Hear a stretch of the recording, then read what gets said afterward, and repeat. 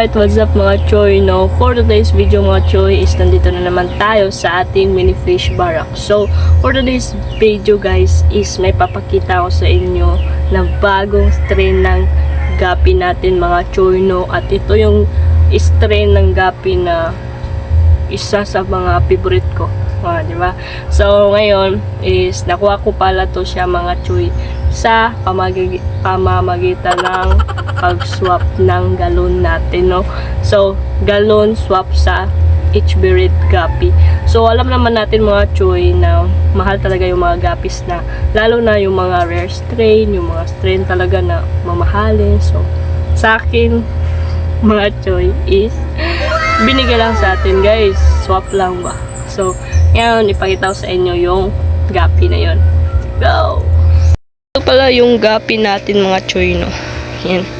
Ito yung HB Red Gapi. Half moon pala mga choy kasi yung tail nila is pabilog. So, yan yung sabi ng ano natin, yung si kuya, no?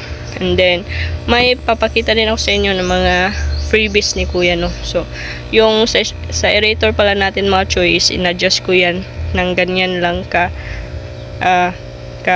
hina or something ganyan mga choy, no? Kasi bawal daw yung malakas na aerator para sa ating gapi at saka sa muli natin mga choy. So ayun, in-adjust ko yung buga ng hangin niya. Yun. Katamtaman lang pala mga choy, no?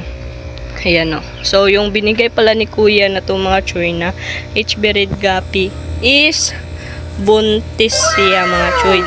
Diba? Nakaswap na tayo sa galon at yung binigay ni kuya breeder pa plus buntis pa talaga yung female, no? So yung binigay sa atin ni kuya is pair lang siya mga choy, no? Kasi mahal kasi itong na to, yung tryo nito mga choy, at buti na lang at binigyan tayo ni kuya talaga ng ganito, no?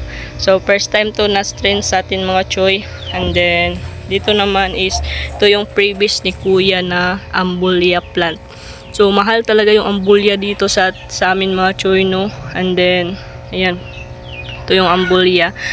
At nilagay ko siya dyan kasi may sikat ng araw para mas dumami pa to, no?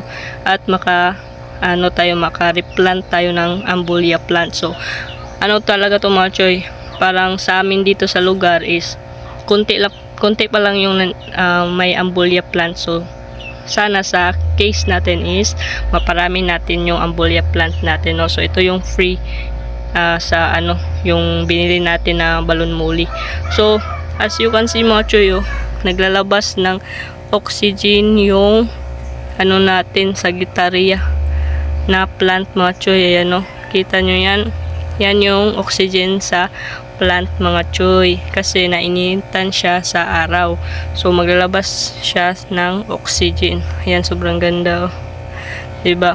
So may aerator na siya na lang, katamtaman lang yung yung lakas para mas siya mas maganda.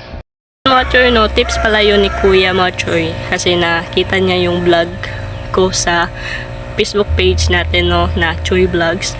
So nakita niya yung aerator natin doon na sobrang lakas talaga kasi akala ko kasi pag malakas yung aerator is okay yun sa mga isda kasi nga marami silang makukuha hangin. Hindi pala yun okay mga choy, no, kasi nga ma-stress sila at siguro yun yung dahilan kung bakit yung mga isda natin is palaging namamatayan kahit na may aerator. So yun pala yung problema, no? Hindi sila makalangoy-langoy ng free. Ayan, kasi sobrang lakas ng aerator natin. So ngayon naman mga choy is hinina.